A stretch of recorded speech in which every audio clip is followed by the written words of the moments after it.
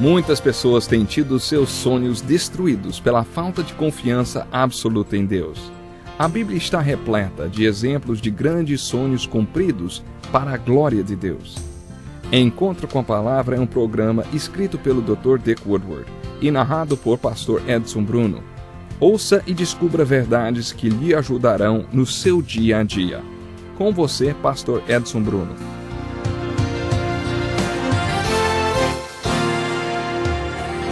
Que alegria grande podermos estar chegando até você para mais um encontro com a Palavra. Nosso programa tem nos levado por um estudo panorâmico de toda a Bíblia. Já chegamos às cartas do apóstolo Paulo e Timóteo e a Tito, chamadas de cartas pastorais. No programa de hoje falaremos sobre a carta para Tito. Estudando a primeira carta a Timóteo, chegamos a certas conclusões a respeito do perfil de pastor que ele era.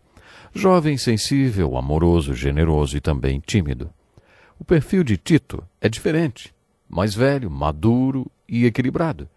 Provavelmente Tito era o melhor pastor que Paulo tinha para enfrentar problemas e sugerir soluções dentro dos padrões de Deus. Paulo designou Timóteo para Éfeso e Tito para Creta, um lugar muito difícil para plantar e pastorear uma igreja. Essas duas cartas, 1 Timóteo e Tito, poderiam ser chamadas de epístolas pastorais sinópticas, porque o conteúdo delas é muito semelhante e as duas abordam o assunto da organização da igreja. Quase todas as denominações costumam ter um manual usado pelo pastor de cada igreja com as diretrizes da denominação. Esse manual do ministro dá todas as diretrizes a respeito da organização da igreja, como proceder em relação a casamento, funerais e batismos e outras atividades. Estas duas epístolas pastorais poderiam ser chamadas de o Manual do Ministro. A carta de Paulo a Tito é muito semelhante à primeira carta a Timóteo, exceto pela falta do toque pessoal que observamos na carta de Paulo a Timóteo.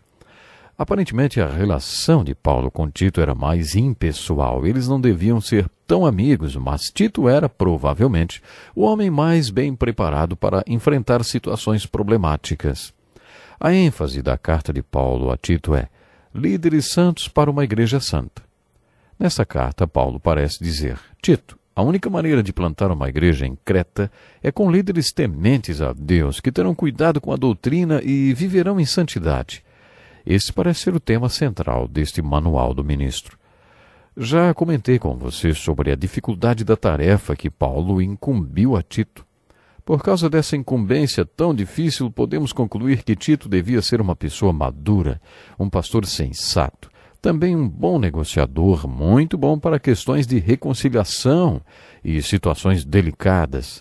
No capítulo 1, versículo 5, Paulo escreveu para Tito: a razão de tê-lo deixado em Creta foi para que você pusesse em ordem o que ainda faltava e constituísse presbíteros em cada cidade, como eu o instruí. Tito, que resolvia os problemas para Paulo, foi designado para consertar um problema na igreja. Houve um problema em Corinto. Tito foi enviado para Corinto. Houve problemas em Creta. Tito foi enviado para Creta. No capítulo 1, temos a impressão que o problema na igreja de Creta era o mesmo enfrentado por Paulo em muitos lugares, como, por exemplo, na Galácia. Famílias inteiras se desviaram da graça de Deus porque judeus pregaram que eles deveriam manter a lei de Moisés para ser salvos, ou seja, ser circuncidados. Também havia pessoas em Creta que ensinavam falsas doutrinas porque queriam tirar dinheiro dos convertidos. Esses eram alguns dos problemas que Paulo queria que Tito tratasse. Como grande parte do conteúdo da carta de Tito assemelha-se ao conteúdo de 1 Timóteo, não será necessário repetir alguns trechos, como as qualificações dos bispos e pastores que já vimos em 1 Timóteo. Mas quero destacar que Paulo fez exortações importantes. Por exemplo, para os puros todas as coisas são puras, mas para os impuros e descrentes nada é puro. De fato, tanto a mente como a consciência deles estão corrompidas. Eles afirmam que conhecem a Deus, mas por seus atos o negam. São detestáveis, desobedientes e desqualificados para qualquer boa obra. Esta é uma palavra forte de Paulo a Tito. A beleza e outras coisas estão nos olhos de quem vê. Para o puro, todas as coisas são puras, mas para aquele cujo coração é impuro, tudo é impuro. No capítulo 2, versículos de 11 a 15, encontramos a essência e a beleza da mensagem de Paulo a Tito. Porque a graça de Deus se manifestou salvadora a todos os homens. Ela nos ensinou a renunciar à impiedade e às paixões mundanas e a viver de maneira sensata, justa e piedosa nesta era presente, enquanto aguardamos a bendita esperança, a gloriosa manifestação de nosso grande Deus e Salvador Jesus Cristo.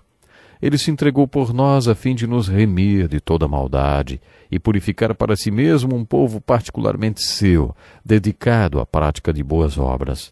É isso que você deve ensinar, exortando-os e repreendendo-os com toda autoridade. Ninguém o despreze. Você já viu alguma igreja que se chamasse a Igreja da Manifestação? Eu já. Podemos dizer que a igreja definida por Paulo na sua epístola a Tito poderia ser chamada de a Igreja das Duas Manifestações. Nesse trecho, Paulo fala sobre duas manifestações e diz que a igreja foi feita para existir entre elas. Paulo escreveu: a graça de Deus se manifestou salvadora a todos os homens. Paulo estava se referindo à manifestação de Jesus no seu primeiro advento. O nascimento de Jesus Cristo em Belém é chamado de a encarnação de Deus.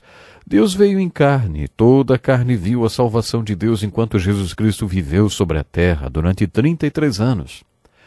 Paulo chama isso de uma manifestação de Deus. Deus interceptou a história humana através de uma manifestação na terra. Paulo está dizendo que a graça de Deus se manifestou e ensina que devemos viver neste mundo de maneira sensata, justa e piedosa, enquanto buscamos outra manifestação de Deus. Estamos buscando a manifestação gloriosa de Deus quando Jesus voltar no seu segundo advento. É por isso que um bom nome para uma igreja seria a Igreja das Duas Manifestações, porque a igreja existe entre estas duas manifestações de Deus. A graça de Deus que trouxe nossa salvação manifestou-se quando Jesus Cristo veio. Esta foi a primeira manifestação. O Novo Testamento fala 380 vezes que Deus vai se manifestar outra vez através de Jesus Cristo. Jesus Cristo vai voltar outra vez. A igreja existe entre essas duas manifestações. A graça de Deus que se manifestou quando veio a salvação e a manifestação de Deus que vai acontecer quando Jesus Cristo vier outra vez. Deus sabe precisamente como Ele quer que sua igreja seja entre estas duas manifestações. Devemos viver de maneira sensata, justa e piedosa na presente era. Na primeira manifestação de Cristo, Deus nos trouxe salvação. Ele nos redimiu porque queria para si um povo particular, purificado e zeloso de boas obras. A palavra particular, que Paulo usa aqui, significa específico ou único. Lembro-me de um homem que andava para cima e para baixo numa rua, carregando 2 cartazes, um na sua frente e outro nas costas. Quando ele se aproximou, vi que o cartaz da frente dizia: "Sou bobo de Cristo." E depois que ele passava, podíamos ver que o cartaz das costas dizia: "Você é bobo de quem, hein?" Ele formava um sanduíche de Jesus, só que ao invés de pão, eram cartazes. Ele queria passar uma mensagem: "Sou bobo de Cristo, você é bobo de quem?" Nesta carta, Paulo está nos dizendo que estamos no meio de duas manifestações de Deus em Cristo. Um sanduíche também. Desde que Deus trouxe salvação até a segunda vez que Ele manifestar tudo até o fim, a igreja será este povo particular. Paulo não quis dizer que devamos ser sanduíches para o Senhor. Ele não disse que devamos usar cartazes, nem nada parecido. Particular significa, neste contexto, o mesmo que um diamante raro. Só existe um, nenhum outro igual. Tenho apenas um quadro de valor. Um quadro é de valor porque é o único. Foi nesse sentido que Paulo usou a palavra particular. Quando Deus decidiu que nós, que somos a igreja, seríamos um povo particular, Ele quis para si um povo redimido e puro, um povo muito especial para ser como Ele é. Talvez agora você entenda porque esta carta de Paulo a Tito poderia muito bem ser intitulada A Igreja das Duas Manifestações. Agora que você já entendeu isto, gostaria de finalizar sugerindo outro título ainda melhor. Que tal? A Igreja de Três Manifestações. Entre a primeira manifestação de Cristo quando veio a salvação e a manifestação que ainda vai acontecer quando Cristo voltar, existe outra manifestação de Deus através de nós, seu povo particular. Deus, em sua providência soberana, planejou 3 manifestações. Deus escolheu você e eu para fazermos sua obra. Você se lembra do capítulo 15 do livro de João? Talvez você seja a única manifestação de Jesus que seu vizinho verá. Devemos ser embaixadores dele, do Senhor, seus representantes. Devemos ser Jesus para o mundo. Somos um povo particular. A ênfase que Paulo dá nesta carta é que o povo particular de Deus que compõe a Igreja de Cristo deve zelar pela sua doutrina vivendo de maneira santa. Deus manifestou, Deus vai manifestar e Deus se manifesta através de nossas vidas, seu povo particular, todos os dias. Esta manifestação atual de Deus através da sua Igreja pode ser assim descrita. Estamos escrevendo um evangelho, um capítulo a cada dia, através daquilo que fazemos e dizemos. Os homens leem o que escrevemos, quer seja verdadeiro ou falso. Diga o que o evangelho é para você. Este é o evangelho pregado pela Igreja de 3 manifestações, que consiste na manifestação de Deus, não em Cristo quando Ele trouxe salvação, nem quando Ele voltar outra vez, mas na manifestação através de nós para todo mundo que somos seu povo particular. A terceira manifestação é o desafio da carta de Paulo a Tito. Essa terceira manifestação foi o que nosso Senhor disse quando afirmou que somos como a cidade construída sobre um monte e que não pode ser escondida. Jesus definiu claramente esta terceira manifestação quando disse que devemos ser como a candeia que ilumina toda a casa. Jesus definiu esta terceira manifestação quando disse que devemos deixar nossa luz brilhar para que os homens vejam as nossas boas obras e glorifiquem a Deus Pai que está nos céus. Jesus definiu esta terceira manifestação quando disse que somos o sal da terra.